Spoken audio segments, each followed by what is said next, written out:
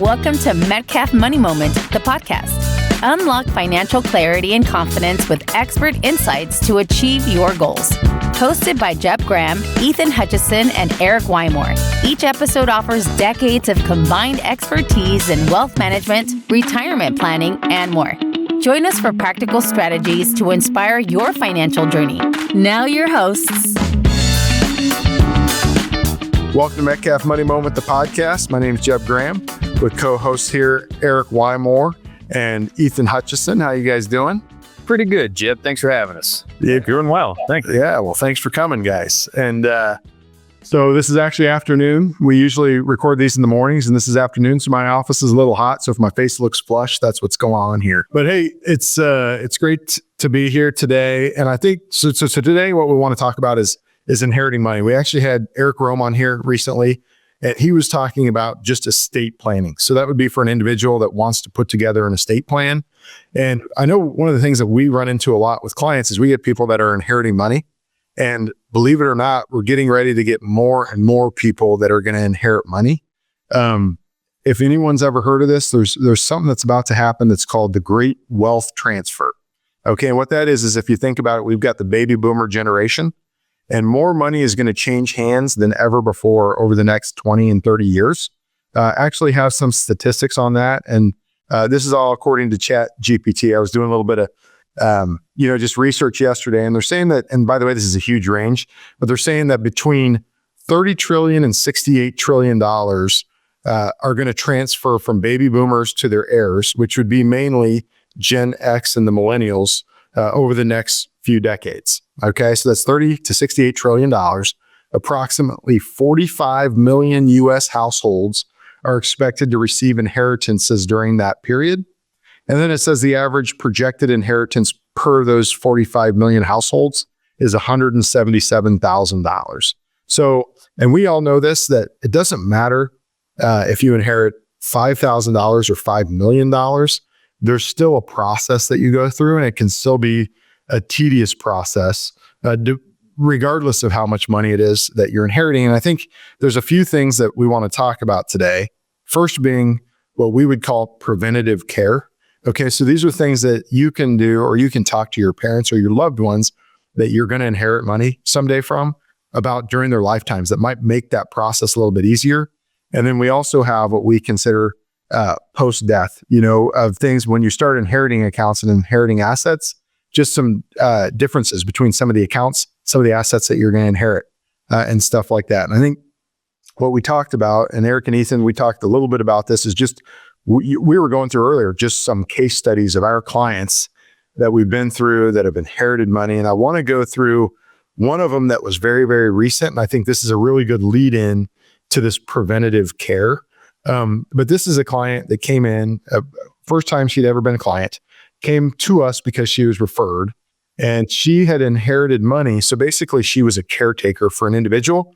So it wasn't a family member. It was someone that she had just been a caretaker for, and he ended up passing away. And after he passed away, she learned that she had inherited about $1.5 million from him, along with her caretaker's kid. So she was basically the third kid in the transaction, if that makes sense. And basically she came in, she just needed help. Right? She needed help kind of finding all these dollars. All she had was this spreadsheet that she was given that showed all the different accounts she was inheriting and then what financial institutions they were at. And it was a total of close to 12 financial institutions that all had different accounts. Okay, so basically it was a 6-month process for her and I, and we were meeting weekly for a while, basically calling institutions, tracking down the accounts, learning from these different institutions how it is that we get the money from that institution to us. And a lot of these, like 4 or 5 of them were IRAs that she was inheriting, meaning she had to do one inherited IRA, but she had to go to 5 different institutions to kind of get these things together. And really made me kind of step back and say, there were some things that the individual that she was inheriting money from really could have done to streamline that process and make it a smoother transition. So, and those are things, we were talking about this, Eric, that we would consider preventative care issues, right? Absolutely. And I'll go back to that initial number that you threw out there, $30 trillion to $68 trillion is about ready to get moved over to the next generation. Those are staggering numbers, and people better be prepared. And you mentioned preventative care, and I thought about that term. Like, that's a really good term. You should trademark that part. Yes, we should do that, yeah. When you talk about it, you're trying. When you talk about healthcare, you're trying to do some preventative care to make sure that you're eating right, your weight is right, cholesterol's right, blood pressure is right, everything's in good shape. So you avoid those big mistakes and those big costs in the future. And that's basically what this is doing, is setting up some kind of preventative care for your finances. We've talked a little bit about, some things that you can do beforehand. One of those things, you got to plan ahead. You got to do this with a sound mind, and you got to have some open communication with your loved ones. Whether that be you're in a situation where you're going to need to take your parents to this, to maybe the estate planning attorney, or you're going to be taking your kids to the estate planning attorney or financial advisor.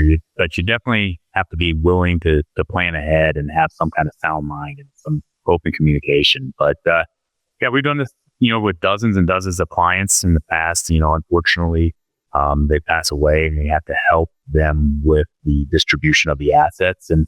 And a couple of things that we've learned along this way is some documents that you want to have in hand and right in front of you, or whether it's in a safe or some safe deposit box at the bank. And Ethan, you and I were talking about a few of these the other day. And obviously, number one, you got to have a list of your bank accounts. Got to look where they're at. All of your other investment accounts, where they at, who are they with, who's the financial advisor that you're working with. You mentioned a couple of the online stuff you don't even think about anymore. Yeah, the digital footprint nowadays. My grandpa's 98 and he's got Facebook. So, figuring out what his username and password is, he doesn't know it half the time, but making sure we write it down and we figure it out, because when those loved ones are gone, it might be their wish that they want to keep that page up, or they might want all their social media to be deleted. And it's a big proponent in everybody's life. So keeping passwords in a centralized location is definitely something we would recommend. Yeah, that Netflix, subscription is still going to come along and going to get dinged every month. And, there's some other things, proof of ownership, vehicles, certainly if you have any kind of cemetery plots, burial needs, all that stuff can be listed out and well organized in a place that, that you can have, and where your loved ones can find as well. And we'll have a sheet for you guys. It's going to be embedded in this podcast. You can pull up the sheet yourself and take a look at some things that you want to keep in mind. Another thing you want to make sure that you do is you title things correctly. A good way to pass along, and this would have been beneficial, certainly with your case that you went through, Jeb, is some of these, beneficiaries. And there's a couple of ways to do it. There's the retirement type of accounts, and then there's the non-retirement accounts. Yep, absolutely. So no doubt. And I think there's a lot of, I don't know if there's confusion about it, but in general, most people, I think, assume that when they open up an account, that there's automatically a beneficiary named on it. And the reality is if there's certain accounts that is true for. When you're talking about an IRA, a Roth IRA, an annuity, a life insurance policy, when you open those up, you're required to name a beneficiary. You just go into a bank and you open up an account. Or if you even with us, we obviously, it would never happen to one of our clients because we tell them to put a transfer on death. But if you go into XYZ custodian and open up an investment account, if it's not an IRA, that's something that you physically have to make sure that they put a transfer on death on there, and it's not necessarily automatic. Absolutely. And there's some other little preventative care things that you can do. And we talk a lot about this with clients, and that's financial planning. There's always the kind of that extra beneficiary for that you might not even know about. And that's the tax guy. There's always going to be some for particular accounts. We're going to get into that a little bit more, but there's definitely things that you want to do now when you're still alive and still able to do so, and not at the last minute. But if you can do some financial planning beforehand, it could really make a difference. And I know that's the case that you came across with, Jeb, with the case that you just described, but there was definitely a financial planning situation that would have been beneficial for the client that could have saved them thousands of dollars in taxes. Yeah, oh yeah, for sure. So that particular one, and that's a good, I actually hadn't thought about that, but she was the beneficiary of a beneficiary, if that makes sense. So in essence, the original account was owned by one person, and then the person she inherited it from that person. And then so she couldn't actually do a beneficiary IRA. She had to cash it out. So this was an $800,000 account that had to be cashed out in 1 year. And now she's going to have to pay taxes on that whole thing. And for sure, there could have been some financial planning at that original institution that could have made it a spousal transfer as opposed to that. So not to get into the weeds, but the point is for sure, I think one of the themes and one of the keys is consulting professionals, right? Whether that's an estate planning attorney and especially a financial advisor as well. Absolutely. Yep. And, looking forward on account types, and we always talk about like, what's the best account to inherit? That's a blanket statement, but when we look at all the accounts that you possibly could inherit from a traditional IRA or traditional 401k, Roth IRA, Roth 401k, just a joint account, a TOD account, trust account. You look at vehicles, tangible property, any valuables such as jewelry or gold bars even that some people might keep in the safe. All those at some point in someone's life will pass down to somebody, and how those are taxed. They're all different. The main one that we look at that is a fun one is real or tangible or non-qualified assets, because they get to step up in basis.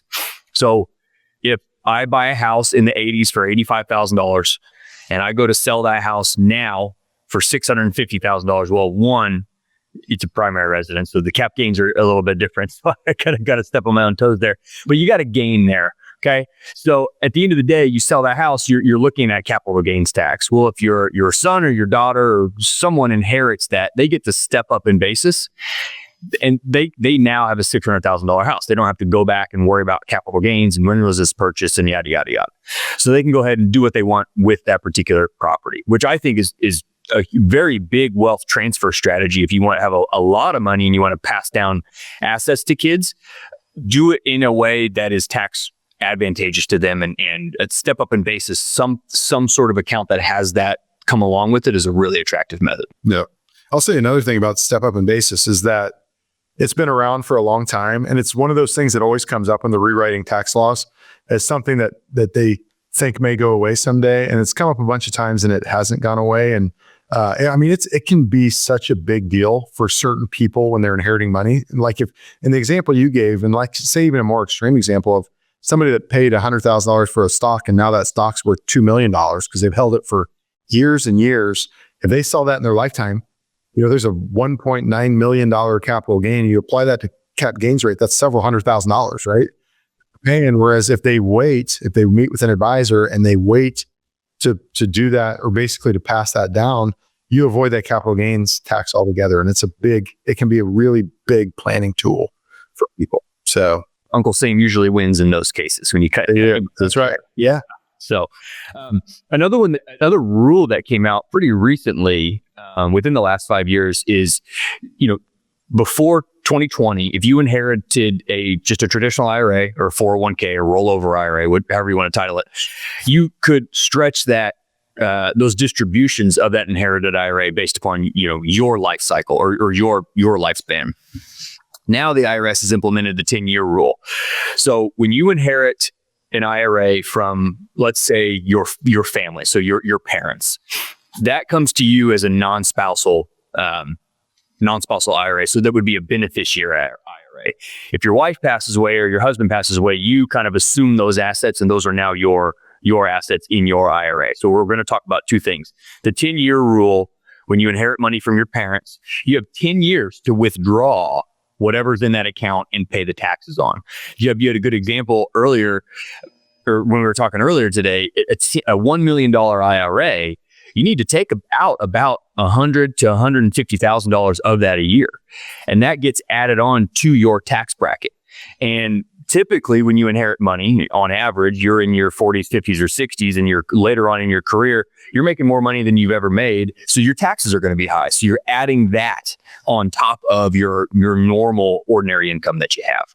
So there's a lot of strategies around that. And Eric, I think we were talking too, getting with a professional and kind of understanding that 10-year rule and the strategies that are around the 10-year rule, I think is very, very important when inheriting some of those qualified dollars. Absolutely.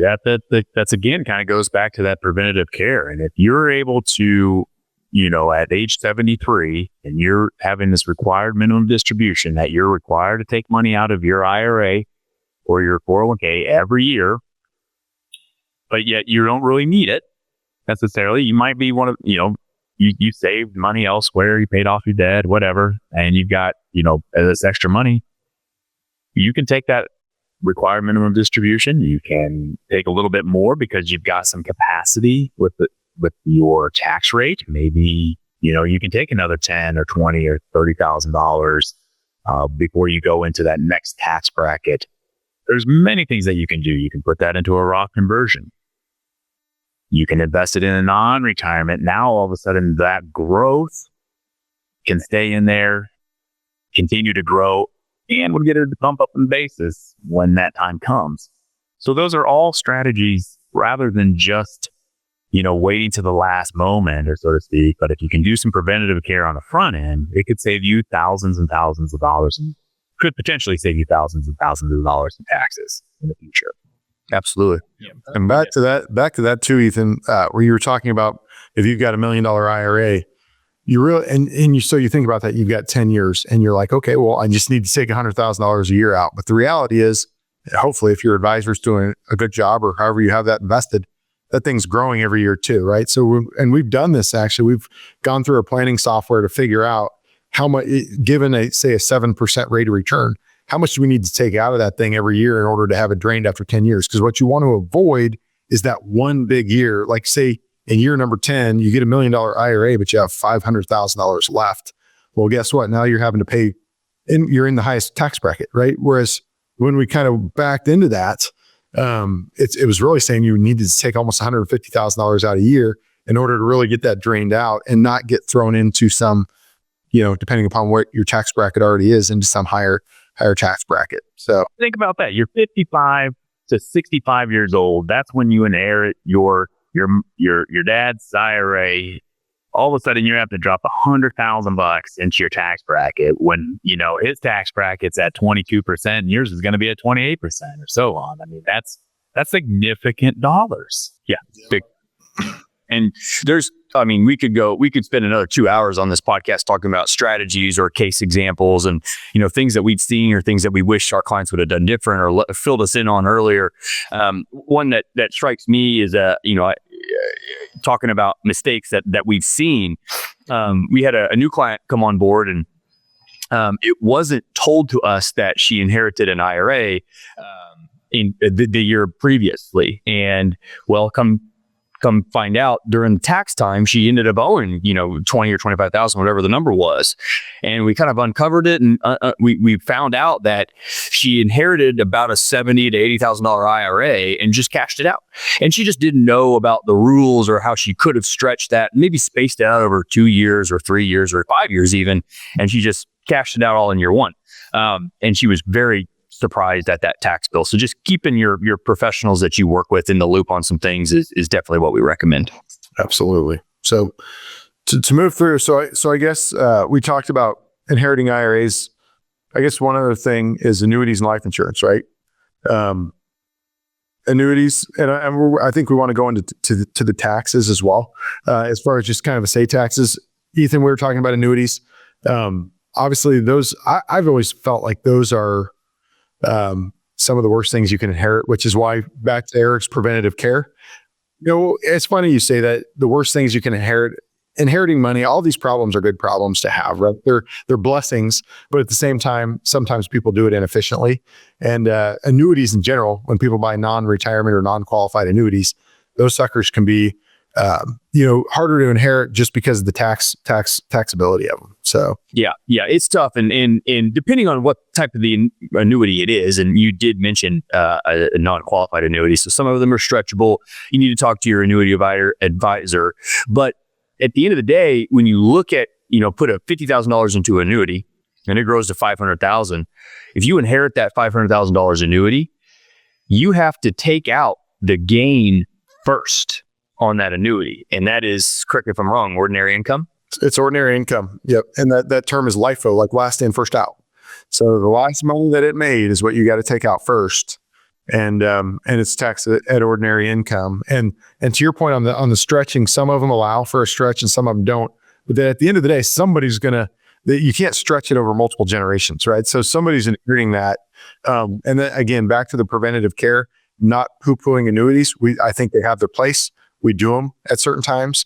But when it comes to estate planning, they're not one of the more efficient vehicles for sure. So yeah, I would say the most efficient, and one of the most efficient, top three would probably be life insurance. I don't know if you guys would agree with that, but if you're the beneficiary of a life insurance policy, it's been set up to where there's not much you really have to think about. You're the beneficiary. You receive the $1 million. It's your $1 million. You could put it in the bank. You could put it in a taxable account, fund. You can do whatever you want with it. There's no taxability along those lines when you inherit when you are the beneficiary of a life insurance policy. Correct. And that's true. So, and that's true. And that kind of leads us actually into just taxes in general when you inherit money. And I think this is another thing there's a ton of confusion about. We have clients that are getting ready to inherit money. And let's just say they're going to inherit $1 million. They'll come in and they're like, oh my gosh, I'm going to have to pay so much taxes on all of this stuff. And I think there's confusion about, and they say the word estate taxes. Okay. And then there's confusion about what estate taxes actually are. So not everybody pays estate taxes. And to be honest, it's a very, very, very small percentage of people that inherit money that pay estate taxes. And I'll give you some stats on that is that there's an exemption. Okay. So you don't pay estate taxes unless you inherit more money than what the exemption is. Right now, for an individual, the exemption is $3.99 million, basically $14 million. And for a married couple, it's $27.98 million, basically $28 million. So as long as the estates if say both of your parents pass away and you're inheriting money, unless it's over a $28 million estate right now, you're not paying any estate taxes on it. However, if it is over $28 million, the estate tax is very, very high. It's close to 50%. So great example of that, someone has $60 million, they pass away, they pass that down to their kids. Well, $32 million of that is going to be subject to estate taxes, which is going to equate to somewhere in that $15 to $16 million of estate tax. So bottom line is, if you're in middle America and you're inheriting money, the chances are you're not paying estate taxes. However, that year that you inherit money, there are taxes that have to be paid in the form of an income tax for whoever passed away, for your loved one.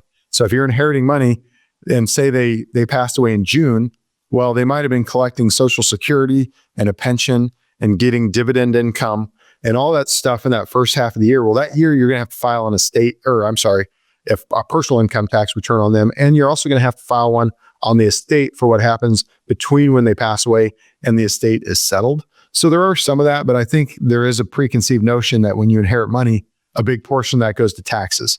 And kind of to what you were talking about earlier, Ethan, is that, yes, an IRA, you're going to have to pay taxes on that when you inherit it as a beneficiary IRA, but it's not most of the time. If you have a good advisor and somebody that's advising you well, you're not going to do that in the first year. You're going to take that over time and you're going to pay those taxes over time. So, but anyway, I feel like this has been a super productive day and podcast. And I know there's just so many people that this is relevant for, and it's becoming more and more people that it's relevant for. And it's a generation of people that are going to be inheriting money, as well as a generation of people that are trying to get their estate plans together for their heirs to be able to inherit money. I think the more preventative care, that people can do prior to death to just kind of get their households in order, and also just the more education that people inheriting money can have about what the do's and don'ts and how different accounts are going to be inherited, can really make a world of difference when you go through that process. And so you could save thousands of dollars in taxes and hours of time. That's right. And I would almost say the hours and hours of time are more worrisome than the thousands of dollars in taxes. It's really you're already going. A lot of times people are going through a tough time anyway because they've just lost a loved one, and then it's just like trying to put a puzzle together on the other side of that, which when you're already going through an emotionally challenging time. And so I think just as prepared as both sides can be. And I think another thing to kind of just keep in mind for people's and their expectations, that even the most well thought out estate plan, having a trust or having a will, whatever it is, everything's TOD'd, transferred on death, beneficiaries, everything's all buttoned up. It still takes some time. And it's not a situation where this thing gets wrapped up in the matter of 2 or 3 weeks.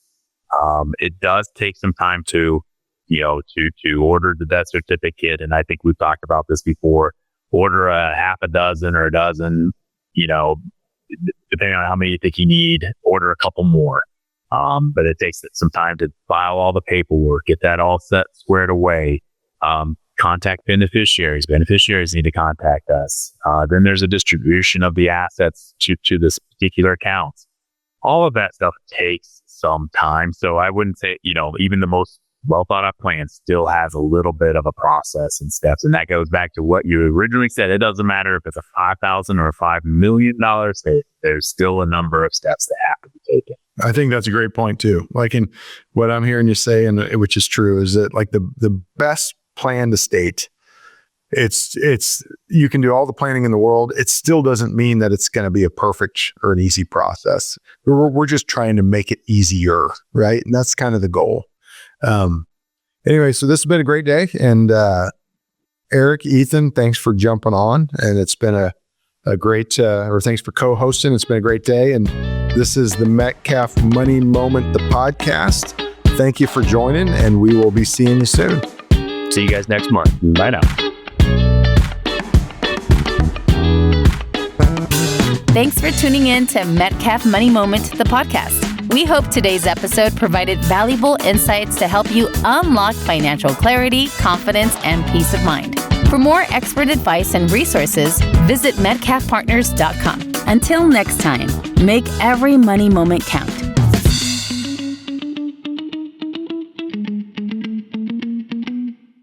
Jeb Graham, Ethan Hutcheson, and Eric Wymore are registered representatives with and securities offered through LPL Financial, member FINRA SIPC. Investment advice offered through WCG Wealth Advisors, a registered investment advisor. WCG Wealth Advisors and Metcalf Partners Wealth Management are separate entities from LPL Financial. The opinions voiced in this podcast are for general information only and are not intended to provide specific advice or recommendations for any individual. To determine which strategies or investments may be suitable for you, consult the appropriate qualified professional prior to making a decision. All performance referenced is historical and is no guarantee of future results. All indices are unmanaged and may not be invested into directly.